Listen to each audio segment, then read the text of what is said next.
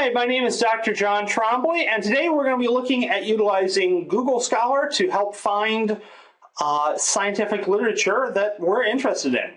Now, I do have two important caveats. One, things change, especially with technology, all the time. So keep in mind, as the future progresses, things will have changed a little bit or a lot, depending on how the future goes and how far in the future you're watching this.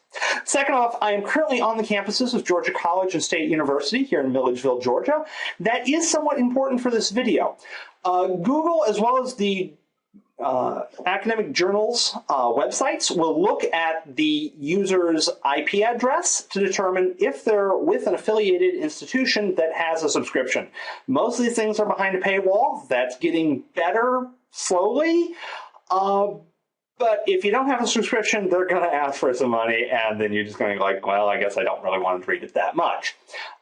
If you're on an institution, your library probably has subscriptions to a good number of journals. Larger institutions have more subscriptions, generally speaking, than smaller institutions. But if you have the IP address for one of those institutions, it's going to know to go ahead and give you access. So you need to either be on campus or utilize a VPN. Well, let's get started, and to do that, we need to go to Google Scholar. So I've got my Firefox start page, and well, let's Google Google. There it is, first hit. Okay, Google Scholar, it's Google. Yeah, so let's find something with search. I did my doctorate work on polyphenols and protein binding, so hey, let's go for that. Okay, it's a Google search engine. Now, a couple quick points I want to point out. You've got a couple of columns. The one down the middle is basically what you would expect from Google search. Just all of these hits are going to be scientific journals or patents or case law. They've got a couple other options.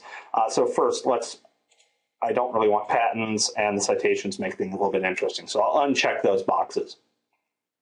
Now, the middle column, that's going to be take you to the journal's website. Sometimes that's great, but sometimes it still won't do the whole access for your full text of your article. You'll almost always get at least an abstract, though.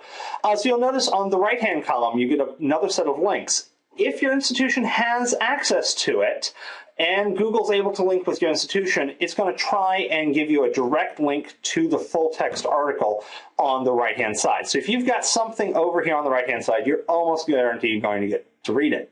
Not totally guaranteed, almost. Now, a couple of quick points.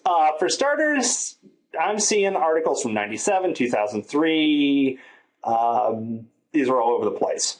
Once again, Google's algorithm is trying to hit the ones that are the most impactful. Well, the longer something's been around, the more people have read it, used it, etc.